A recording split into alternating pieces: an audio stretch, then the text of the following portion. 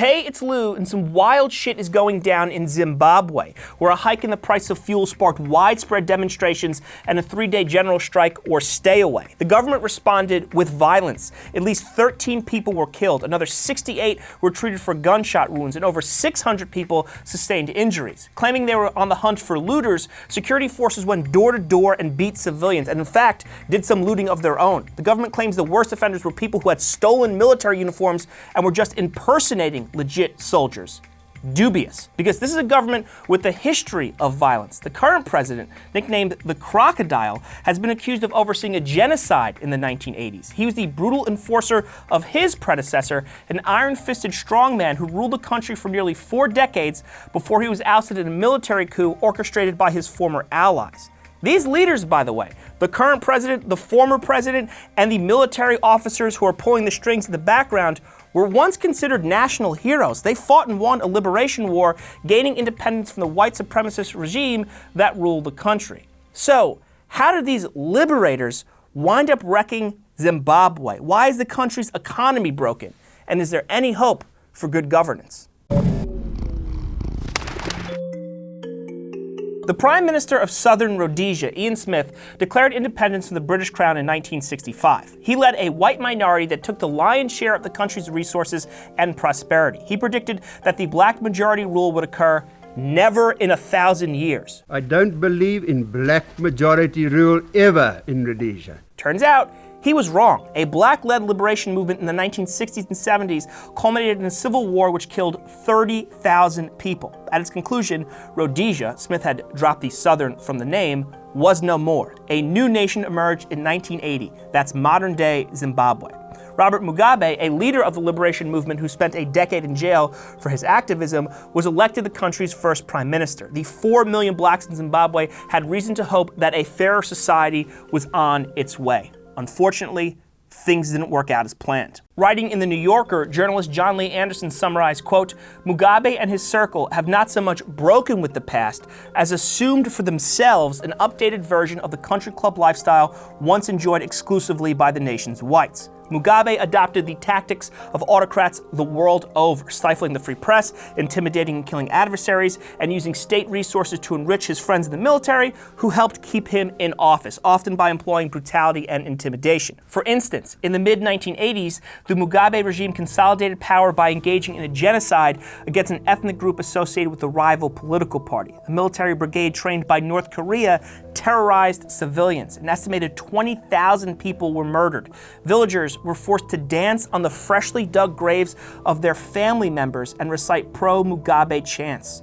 The international community, prioritizing regional stability over human rights, pretty much turned a blind eye towards these atrocities. Mugabe got an honorary knighthood from Queen Elizabeth II after the massacre I just described. That massacre, by the way, occurred when Mugabe's former assistant was Zimbabwe's national security minister and the head of the country's spy operation. This was a guy who received military training in Egypt and China. I'm talking about Emerson Mnangagwa. In 2008, when Mugabe lost in the first but not final round of the presidential election, Mnangagwa was thought to be behind a campaign that brutalized the opposition. Moya Nyandi, a human rights lawyer from Zimbabwe, told me perceived dissidents in rural areas were asked if they wanted a short sleeve or a long sleeve. In other words, did they want their arm cut off at the elbow or the shoulder? Hundreds were killed. Eventually, the winner of the first round dropped out, saying the violence was too much to bear. Mugabe remained in power. He and 4 of his colleagues were doused with petrol and set alight in an MDC office,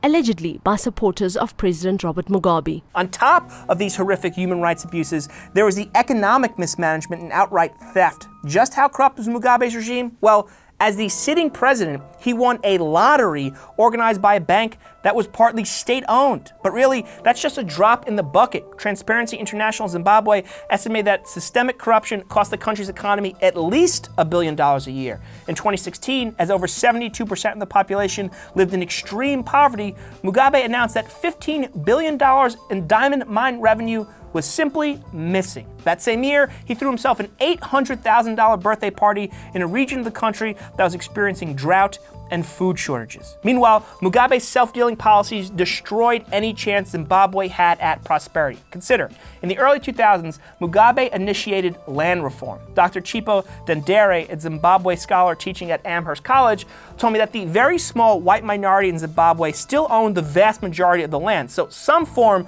of redistribution was necessary. However, Mugabe allowed armed mobs to raid and expropriate the farms. The Zimbabwe government gave itself the right to take land without paying compensation. But it's also regarded as a political ploy by President Mugabe as he tries to claw back popular support. And there was no coherent, equitable plan about what would happen next. There were few resources available to the new farmers. Equipment was in short supply, seed was lacking, agricultural production, once the engine of Zimbabwe's economy, fell sharply. 500,000 black farmers lost their jobs. It doesn't help that many farms were given to Mugabe's cronies. Dendere told me some members of the regime got 10 or 20 farms and didn't even cultivate them. I asked, why do you want 20 farms if you were just going to let them languish?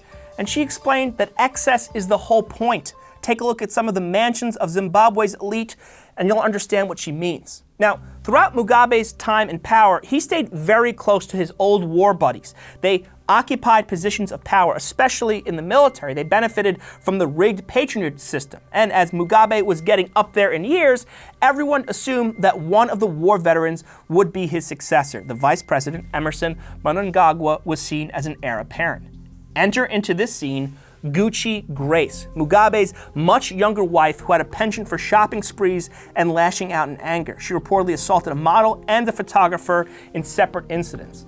Despite being deeply unpopular among Zimbabweans, she also had her eye on the presidency, hoping to replace her husband when the time came. In the 2010s, she became the leader of Generation 40, a faction within Mugabe's ruling ZANU-PF party that wanted fresh faces in power. The old guard viewed these perceived newcomers with suspicion and hostility. They felt threatened. Then, in August 2017, Mnangagwa fell ill during a rally and had to be airlifted to a hospital. Many people speculated that Grace had poisoned his ice cream. The First Lady owned a dairy farm. Okay, so you have these two rival factions within the ruling party, the war veterans and Generation 40.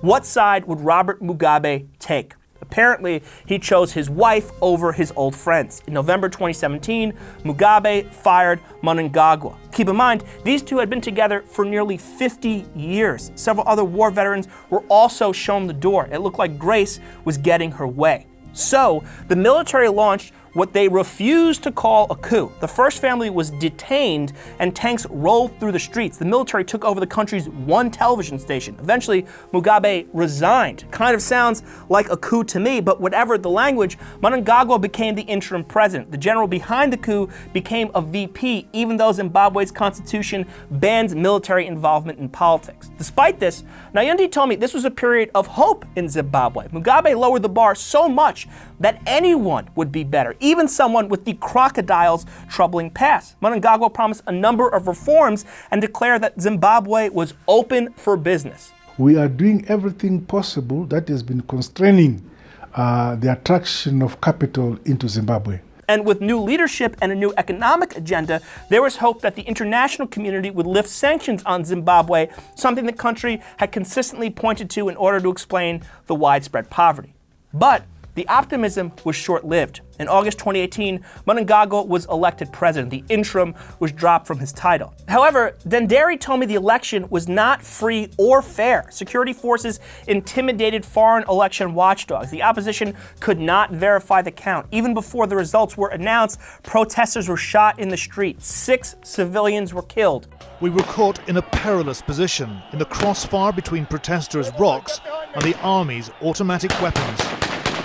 So much for a new direction, especially since the new cabinet was made up of the old guard. Mnangagwa also failed to deliver on his economic promises. Inflation reached its worst level in a decade, and that's saying something in Zimbabwe. And because of a strange currency system that's theoretically pegged to the US dollar, but is not in practice, cash is in short supply. Hospital workers recently went on strike, refusing to take these bogus banknotes, so-called zollars. In addition, in October 2018, the finance minister introduced austerity for prosperity. Mnangagwa told his constituents to take the pain. A new tax was levied on electronic transactions. Basically, Zimbabweans were getting squeezed while the ruling elites refused to end their corrupt ways. And then the straw that broke the camel's back. On January 12, 2019, Mnangagwa announced a 167% rise in the price of gas, making Zimbabwe's fuel the most expensive in the world. He took off on a luxury plane to Russia right after the announcement. Meanwhile,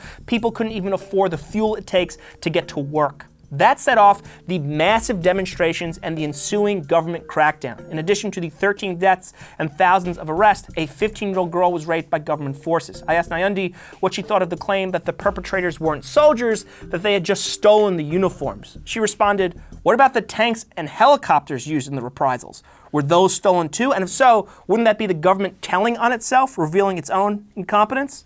Fair enough. At one point, a 3-day stay away was organized to limit the demonstrators' contact with Zimbabwe's military and police, so security forces just went door to door to deliver beatings. The government also shut down the internet twice, hoping to prevent descriptions of the crackdown from reaching the rest of the world on social media. Local press isn't an issue, it's state-controlled. After the country's highest court ordered that the internet shutdown was illegal, videos showing the brutality eventually spread across the world. Yet, Nyundi explained that in the past, even video evidence has been ignored by Zimbabwe's prosecutors. The military gets to operate with impunity. They are violent, they are corrupt, and they get away with it. Nyundi added that as long as the country's leadership disregards human rights, as long as they violate their own constitution by preventing freedom of speech and freedom of assembly and freedom of political opposition, being open for business is meaningless. Foreign powers like Russia and China might be willing to do deals, but only on onerous, exploitative terms. Zimbabwe needs sustainable economic development, and step one is unclenching the iron fist.